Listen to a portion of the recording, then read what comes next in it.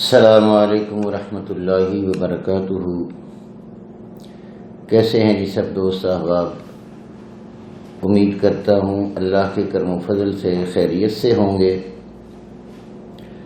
سامعین محترم، جیسا کہ آپ کو معلوم ہے کہ عوام الناس کی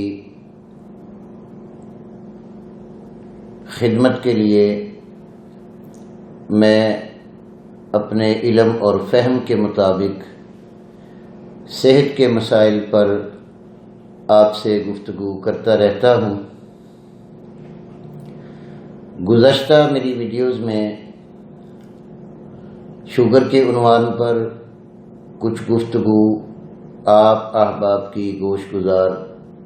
کرنے کی اللہ نے توفیق بخشی۔ جیسا کہ میں اور آپ جانتے ہیں کہ شوگر اس ملک میں، بنگلہ دیش میں، انڈیا میں، افغانستان میں، ان ایشیائی ملکوں میں حد سے زیادہ بڑھ رہی ہے۔ اس کے باوجود کہ اس کے علاج معالجہ میں کوئی کسر باقی نہیں چھوڑی جا رہی، پھر بھی یہ مرض لا علاج ہوتی چلی جا رہی ہے۔ اس میں کہیں نہ کہیں تشخیص اور تحقیق میں کمی نظر آ رہی ہے، جس وجہ سے اتنی جدت کے دور میں اور جدید سائنسی تحقیق کے باوجود اس کا سائنٹیفک کوئی علاج درکار نہیں ہو رہا، اور مریض دن بدن علاج معالجہ کروانے کے باوجود تڑپتا ہوا، بھٹکتا ہوا اور در بدر نسخہ جات کی علاج معالجہ کی تلاش میں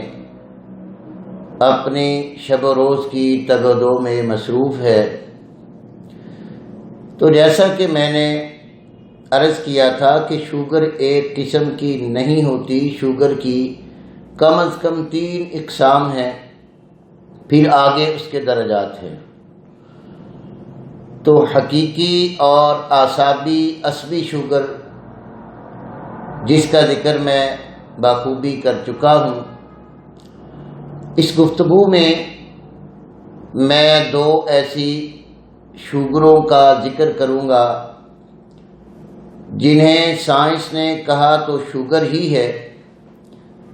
لیکن اس کے علاج میں عام اور حقیقی شوگر کا علاج نہیں ہوگا، بلکہ اس میں دیکھا یہ جائے گا کہ یہ شوگر کس بنا پر ہے، اعضائے جسم انسان میں کہاں خرابی واقع ہے، جس کو ٹھیک کر دینے سے یہ شوگر ٹھیک ہو سکتی ہے۔ سامعین محترم، جسے ہم میدی اور امائی شوگر کے نام سے جانتے ہیں اور جھوٹی شوگر کا نام بھی اس کو ہم نے دیا ہے، یہ شوگر انسان کے جسم میں وہ کمزوریاں نہیں لاتی جو کمزوریاں اعصابی اور حقیقی شوگر کے لاحق ہو جانے کے بعد انسان کے جسم پر وارد ہوتی ہیں، جیسا کہ پیشاب کی کثرت، بھوک کی کثرت، جسمانی کمزوری، نکاہت، اعصابی کمزوری اور قوت با جیسے عوارضات انسان کے جسم میں آ جاتے ہیں۔ اس شوگر میں انسان کا معدہ متاثر ہوتا ہے اور انسان کے پیٹ کی جو توند ہے وہ سب سے زیادہ بڑھ جاتی ہے۔ اسے شوگر میدی و عضلاتی شوگر کہتے ہیں۔ اس کے اندر جسم میں خشکی کی حد سے زیادتی ہو جانے کی بنا پر انسان کا لبلبا چونکہ 3 قسم کے ہارمونز سکریشن کرتا ہے، جس میں اصلی اور حقیقی شوگر کے اندر انسان کا بیٹا سیل کم بنتا ہے اور اس کے اندر گاما سیل جو ہے وہ متاثر ہوتا ہے، وہ کم بنتا ہے، اور تیسرا سیل الفا سیل ہے۔ جس طرح انسانی لبلبا ان 3 قسم کے ہارمونز کو سیکریٹ کر کے باڈی کے بلڈ سرکولیشن کو ایک معتدل اور نارمل مزاج کے مطابق رکھتا ہے اور اس کی ڈیوٹی ہے، اس طرح وہ اپنی ڈیوٹی سر انجام پوری طرح سے نہیں دے سکتا، تب یہ شوگر کی قسم انسان پر وارد ہو جاتی ہے۔ یہ عارضی شوگر کہلاتا ہے، جھوٹی شوگر کہلاتا ہے، میدی شوگر کہلاتا ہے، اور اسے ہم قانون مفرد اعضاء کی نظر میں خشکی سے اور سردی کی زیادتی سے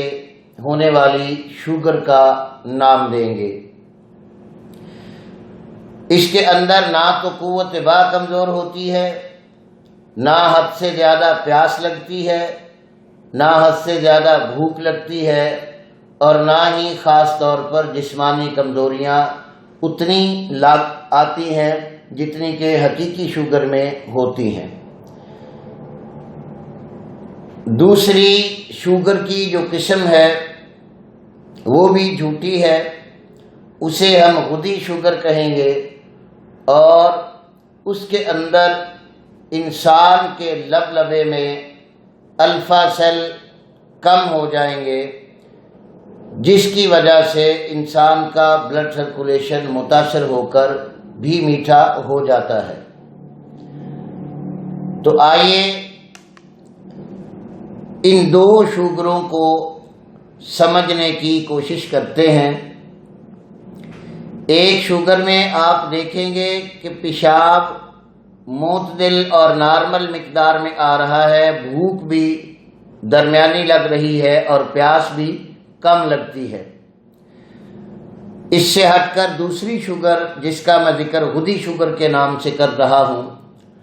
اس میں بھی آپ دیکھیں گے پیشاب کی رنگت یلو ہوگی، مقدار بھی کم ہوگی، لیکن اس میں گھبراہٹ، چہرہ سرخ اور زرد ہوگا،